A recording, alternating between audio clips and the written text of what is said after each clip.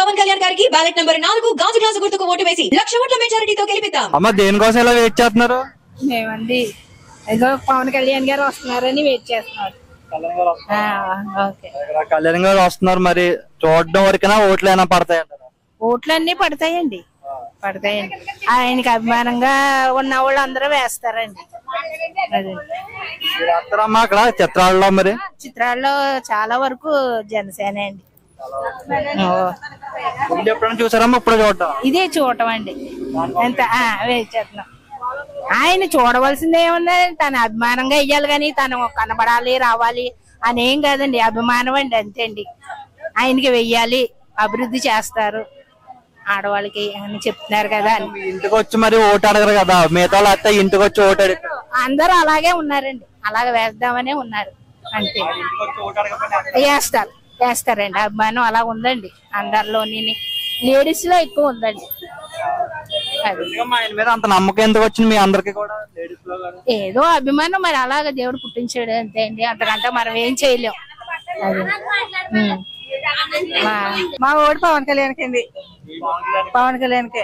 మీ ఊరు చిత్రాడికి పవన్ కళ్యాణ్ గారు వస్తున్నారండి, చూస్తున్నారండి.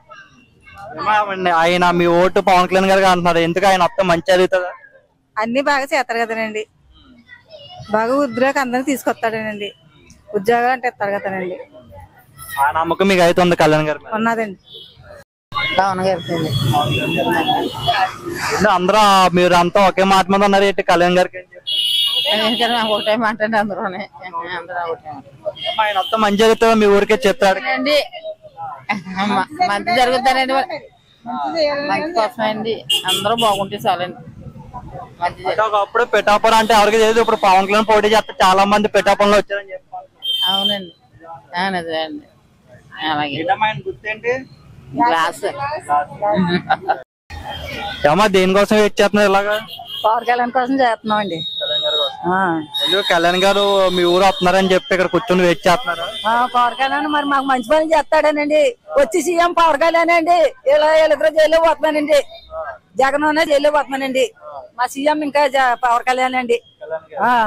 ఎందుకు ఆయన మీద మీకు అంత నమ్మకం? దేనికి? ఆయన మీద పేదలకు అందరికి ఉపకారం చేస్తాడనండి,